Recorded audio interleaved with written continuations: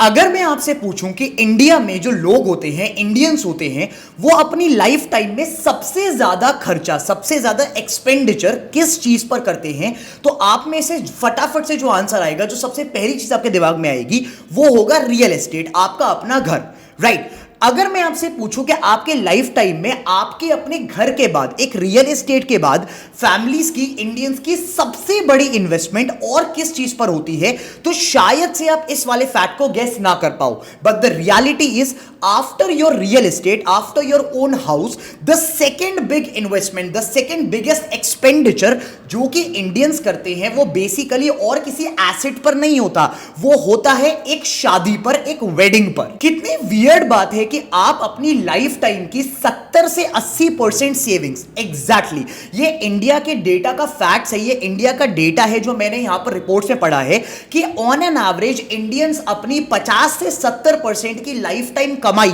अपनी शादियों पर खर्च करते हैं, क्योंकि उनको 200, 250, 500, 1000 लोगों को इंप्रेस करना होता है। अगर मैं इंडिया की वेडिंग इंडस्ट्री की बात करूं, तो इंडिया की wedding industry stands at the top most position on the global macro level. और उससे भी बड़ी बात, इंडिया की जो पूरी वेडिंग इंडस्ट्री है, इंडिया को जो पूरा वेडिंग का मार्केट है, वो करीब करीब 4 लाख करोड़ का मार्केट है। और इंडिया में वेडिंग इंडस्ट्री इंडिया की 4th लार्जेस्ट इंडस्ट्री में आती है। जब इंडियन फैमिलीज में शादी का टाइम आता है, जब इंडियन फैमिलीज में किसी लड़का या किसी लड़की की वो एज होने लगती है कि अब उसको शादी कर लेनी चाहिए, तो उसके बहुत पहले से तैयारियां शुरू होने लगती हैं। और वो तैयारियां अच्छी चीज के लिए नहीं होती, वो तैयारियां होती है कि कैसे कैसे उस फैमिली का फाइनेंस मैनेज होने वाला है, कैसे उस वेडिंग का फाइनेंशियल पूरा का पूरा सिस्टम मैनेज होने वाला है। इसका मतलब यह कि इंडियंस वेडिंग पर ओवर एंड ऑल बहुत ज्यादा एक्सपेंडिचर करते हैं, इनफैक्ट अपनी कैपेसिटी से भी ज्यादा एक्सपेंडिचर करते हैं। And this is the reason why recently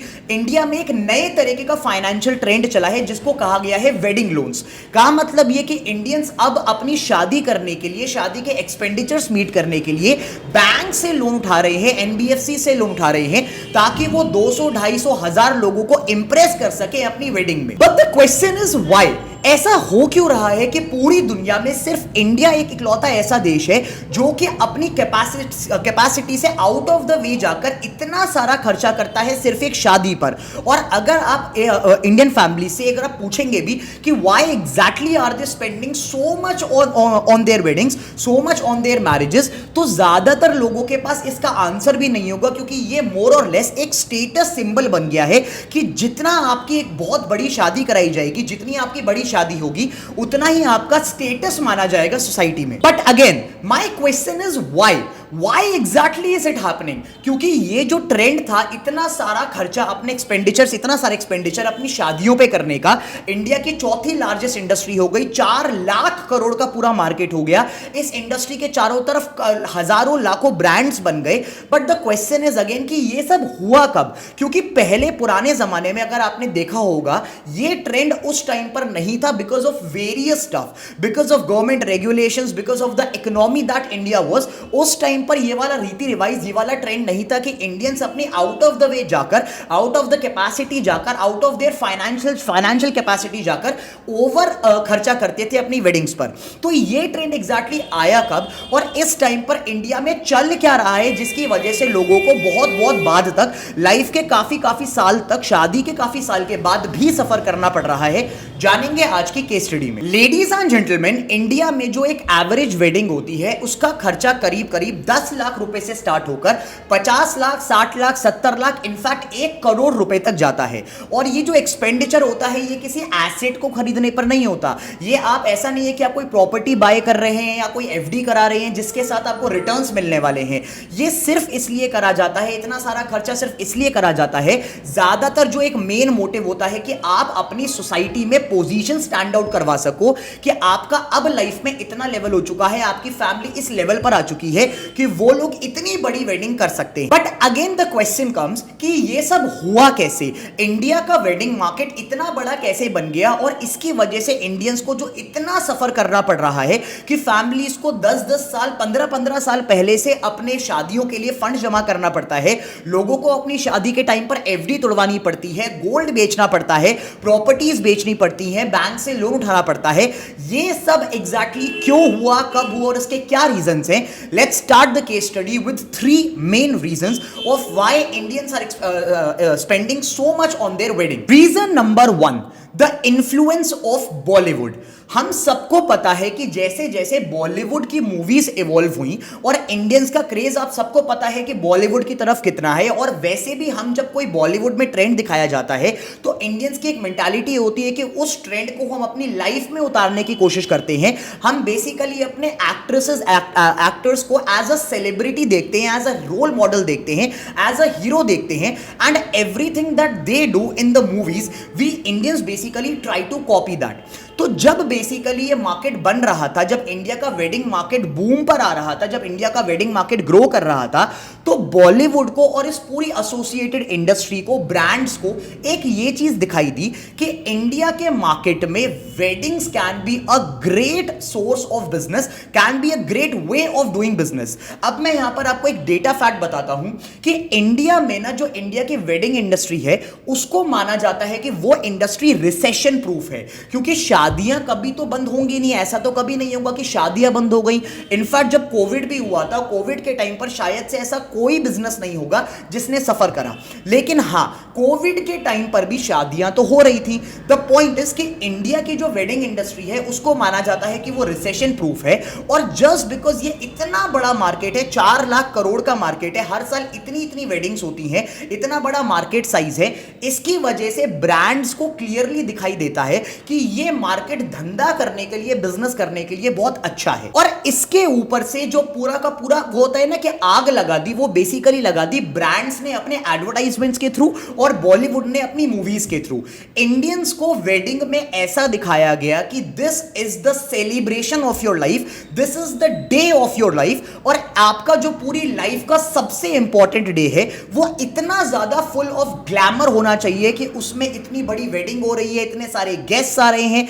ऐसा उसमें पूरा का पूरा एक एग्जीबिशन तरीके का लगा हुआ है, ऐसा आपका बैंकेट हॉल है, इतनी सारी सेरेमनीज हो रही हैं। तो हमें बेसिकली बॉलीवुड ने, बॉलीवुड की मूवीज ने, ब्रांड्स ने अपने एडवर्टाइजमेंट्स के थ्रू, अपनी टैगलाइंस के थ्रू, राइट, आपने देखा होगा कि जब इंडिया में वेडिंग सीजन स्टार्ट होता है तो बहुत सारे ज्वेलरी के ब्रांड्स, बहुत सारे फैशन डिजाइनर्स के ब्रांड्स एडवर्टाइज करना शुरू कर देते हैं, और उनके जो एड्स होते हैं वो इतना प्रोवोकिंग एड्स होते हैं कि वो हमें मजबूर करते हैं, हमें इस तरीके से सपना दिखाया जाता है कि वी गेट फोर्स्ड कि यार हमें तो जब शादी करनी है ना तो हमें तो ये 5 लाख रुपए वाला लहंगा ही पहनना है, क्योंकि इसके बिना तो वेडिंग में मजा नहीं है। This is a clever strategy that has been played by Bollywood and that has been played by these brands that operate in India's wedding market, जिसकी वजह से इंडियंस का इतना ज्यादा ब्रेन वॉश कर दिया गया है कि जब तक हमें एक अच्छी वेडिंग नहीं मिलेगी तब तक हमें लगेगा ही नहीं कि हमने एक अच्छी शादी करी है, हम अपनी लाइफ में एक अच्छी जगह पर स्टैंड करते हैं। इनफैक्ट ब्रांड्स ने तो हमें इस तरीके से सेल आउट करी हैं अपनी चीजें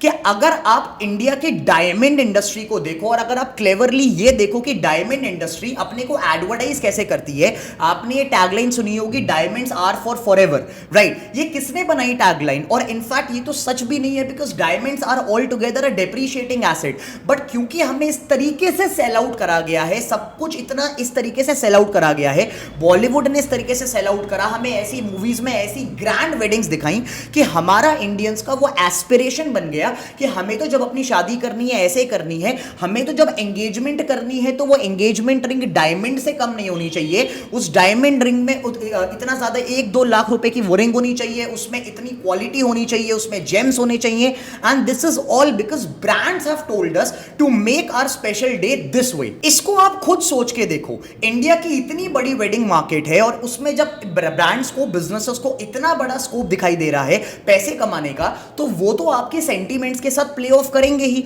वो आपको अपना प्रोडक्ट इस तरीके से बेचेंगे कि आप उस प्रोडक्ट को अपने सेंटीमेंट्स के साथ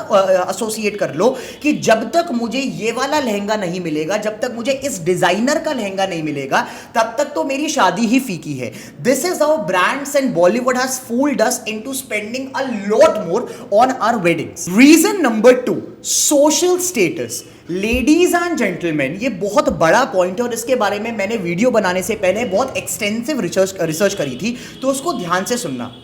इंडिया में वेडिंग्स का जो पूरा का पूरा मार्केट है, और इनफैक्ट वेडिंग जो अपने आप में एक लाइफ इवेंट है एक इंसान का,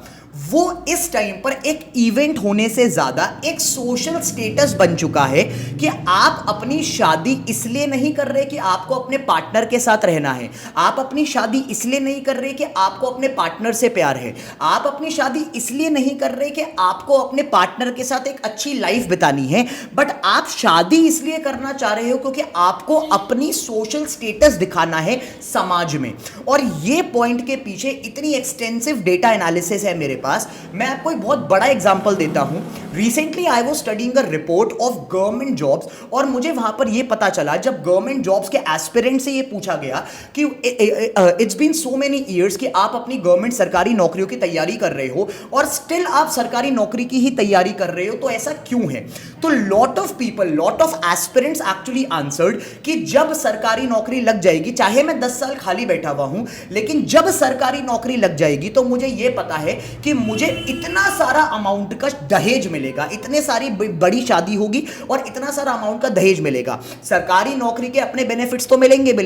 बट उससे ज्यादा, आप पॉइंट समझो मेरा, उससे ज्यादा इन लोगों के दिमाग में एक ये वाला पॉइंट था कि कल को अगर मैं लाइफ में सक्सेसफुल हो गया तो सक्सेस से ज्यादा मेरी एक बहुत बड़ी शादी होगी। का मतलब ये कि इंडियंस ने जो ये पूरा वेडिंग सिनेरियो है, जो पूरा मैरिज सिनेरियो है, इसको अपनी लाइफ में एज अ स्टेटस सिंबल बना लिया है। और हम ये ना बहुत कॉमन जजमेंट्स भी पास करते हैं। इनफैक्ट आपने भी शायद से ये नोटिस करा होगा कि हम जब भी जाते हैं किसी वेडिंग में, किसी इंडियन वेडिंग में अटेंड करने के लिए, हम जरूर घर आकर ये बात करते हैं कि यार शादी में खाना ऐसा था, शादी की प्रिपरेशंस ऐसी थी, शादी का ये इस तरीके से था। इनफैक्ट अगर कोई हमारा कोई फ्रेंड या हमारा कोई क्लोज रिलेटिव ये बात करता है कि यार मैं तो अपनी ना एक वेडिंग छोटी सी करना चाह रहा हूं, मैं नहीं चाहता कि मुझे इतना सारा एक्सपेंडिचर खर्चा करना है, मैं चाहता हूं कि यार मैं तो 50 अपने फ्रेंड्स के बीच में, अपने रिलेटिव्स के बीच में एक छोटी सी वेडिंग कर लूं, तो उसमें भी हमारे से बहुत सारे लोग ये जजमेंट पास करते हैं कि यार ऐसा क्यों है, why is this person not having a great celebration और a grand celebration. The point is, Indians ने शादी को एक लाइफ इवेंट से ज्यादा एक स्टेटस सिंबल बना लिया है, जिसकी वजह से उनको सोसाइटी में अपना स्टैंड प्रूव करना पड़ता है, और स्टैंड प्रूफ करने का तरीका होता है अ ग्रैंड वेडिंग। एक रैशनल इंसान की तरह अगर मैं आपको 2 चॉइसेस दूं, तो मुझे बताओ कि आप एज अ रैशनल पर्सन क्या चुनोगे। एक ऑप्शन आपके पास यह है कि आप सोसाइटी के प्रेशर से हटकर, स्टेटस सिंबल के प्रेशर से हटकर एक छोटी सी शादी करो जिसमें कम पैसा लगे, जिसमें 5 लाख रुपए में पूरी की पूरी शादी हो जाए, और जितना भी पैसा आपका शादी पर लग सकता था, फॉर एग्जांपल आपका बजट था 25 लाख रुपए, आपने 5 लाख रुपीस में अपना पूरा सेलिब्रेशन करा, आपने अपने लाइफ इवेंट्स, लाइफ का शायद से सबसे बड़ा इवेंट बहुत अच्छी तरीके से निकाला, और अब आपके पास 20 लाख रुपीस पड़े हुए हैं जिससे आप अपने आने वाली लाइफ को प्लान कर सकते हैं। आपने कोई लोन नहीं लिया, आपने कोई एफडी नहीं तोड़वाई, आपने कुछ भी नहीं करा। The first alternative is this. Now the second alternative is कि आप अपनी शादी में यह प्रूव करने के लिए कि यार हमारे पास तो इतना सारा पैसा है, हमारी इस टाइम पर सोशल स्टैंडिंग इतनी बड़ी है, आप उस शादी में लोन लेकर, एफडी तोड़वाकर, अपने घर को प्रॉपर्टी के पेपर्स गिरवी रखकर आप लोन ले लो, लोन पर शादी करो, और अब आप शादी के बाद आपकी सोशल स्टैंडिंग तो बहुत अच्छी तरीके से हो गई प्रूव। सब लोग बहुत, आपने 1000 गेस्ट को खाना खिलाया, 1000 के 1000 गेस्ट खुश होकर गए, बट उसके बाद अब आपकी फैमिली बहुत सारे डेट क्राइसिस में है और आने वाले 10 साल अब आपको ईएमआई पे करना पड़ेगा। Tell me as a rational person कि दोनों ऑल्टरनेटिव्स में से बेटर ऑल्टरनेटिव कौन सा है? Obviously the first alternative is a much better alternative. आप ये चीज समझिए कि शादी इज अ लाइफ इवेंट और उसको बहुत अच्छी तरीके से सेलिब्रेट होना चाहिए, उसमें कोई पॉइंट नहीं है, कोई डिनाइल नहीं है, बट उसको अपने सोशल स्टेटस से अटैच कर करना, सोशल स्टैंडिंग से अटैच करना, अपनी फैमिली की सोशल रेप्यूटेशन से अटैच करना, शायद से ये चीज, यही रीजन है कि इंडिया में वेडिंग्स पर आउट ऑफ द वे जाकर इतना खर्चा किया जा रहा है समाज में अपनी पोजीशन को प्रूव करने के लिए। Reason number 3, social media. Ladies and gentleman, हम सब ने ये चीज नोटिस करी कि सोशल मीडिया पर आजकल बहुत सारी वेडिंग्स अच्छी तरीके से कवर अप होने लगी और उसकी वजह से क्या हुआ, फोमो इफेक्ट क्रिएट होने लगा, फियर ऑफ मिसिंग आउट वाला इफेक्ट क्रिएट होने लगा कि हम जब अपने शादी की एज भी नहीं होती तब से हम अपनी काफी सारी वेडिंग की फोटोज जो हमें इंस्टाग्राम और फेसबुक पर दिखती हैं, काफी सारे सेलिब्रेशंस, हम बेसिकली उसका सब कुछ कलेक्ट करने लगते हैं और हम ये प्लान करते हैं कि आने वाले टाइम में जब हमारी शादी होगी ना तो हम भी यही चीज करेंगे, हम ऐसे वेडिंग कार्ड्स बनवाएंगे जो हमें कभी इंस्टाग्राम पे किसी फोटो में दिखे थे, हम इस तरीके का सेलिब्रेशन करेंगे, हम ये वाला बैंकेट हॉल या फिर ये वाली डेस्टिनेशन बुक करेंगे क्योंकि हमें सोशल मीडिया पे किसी वीडियो में वो चीज दिखी थी। जब ये सब इंडिया में चल ही रहा था तो उसके बाद सोशल मीडिया ने इस पूरे ट्रेंड में और ज्यादा आग लगा दी, जिसकी वजह से इंडियंस में, इंडिया की मेंटालिटी में ये एक और आग भड़काने वाला काम कर दिया कि इंडिया में जब कोई भी वेडिंग होगी तो उसके बहुत सारी फोटोज, बहुत सारी वीडियोस, बहुत सारे सेलिब्रेशन की फोटोज इंस्टाग्राम पे डाली जाएंगी,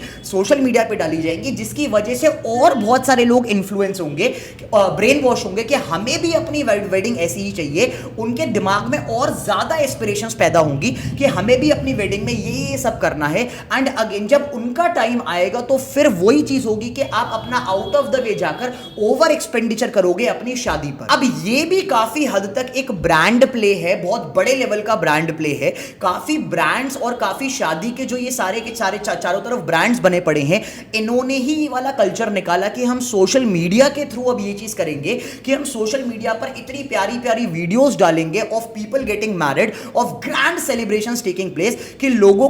के दिमाग में एक एस्पिरेशनल वैल्यू पैदा हो जाए कि कल को जब मेरी शादी होगी तो मुझे भी इस तरीके की ही इतनी ग्रैंड सेलिब्रेशंस अपनी शादी में चाहिए। लेडीज एंड जेंटलमैन, शादी एक बहुत अच्छा इवेंट है लाइफ का, बहुत बड़ा इवेंट है, शायद से सबसे बड़ा इवेंट है लाइफ का, लेकिन ऐसा नहीं होना चाहिए कि उस इवेंट के चक्कर में आप अपनी लाइफ की 70% सेविंग्स जला दो। उस लाइफ इवेंट के चक्कर में आप 10 साल आने वाले टाइम में ईएमआईज भरते रहो। उस वेडिंग के चक्कर में, एक दिन के चक्कर में, उस एक दिन के एक्सपेंडिचर के चक्कर में आप 10-15 साल अपनी लाइफ में सफर करो। ऐसा नहीं होना चाहिए। You should be practical enough about your finances and about everything, and you should be not connect this wedding part with your social status, क्योंकि ये हमें बेसिकली ब्रांड्स ने बेचा है, हमें बॉलीवुड ने बेचा है, हमें सोशल मीडिया ने बेचा है कि यार सोशल स्टेटस से रिलेटेड है आपकी वेडिंग, बट ऐसा नहीं है। Ladies and gentleman, that is it from my and for today's case study. अगर आपको वीडियो पसंद आई तो प्लीज वीडियो को लाइक करना ताकि ऐसी केस स्टडीज इंडिया के सारे लोगों तक पहुंचे और हम सबको समझ में आए कि एग्जैक्टली हमें लाइफ में क्या करना है, किन चीजों से बचना है और क्या चीजें हमें लाइफ में अपनी इंप्लीमेंट करनी है। अगर आपको ऐसी ही business, finance and social case studies में इंटरेस्ट है then please subscribe to the channel, hit the bell icon ताकि आपके पास सारी वीडियोस के नोटिफिकेशंस कंटिन्यूअसली आ सकें। This was Shaurya Kaushik signing off. I'll see you guys in another case study. Till then, take care, stay tuned, bye bye.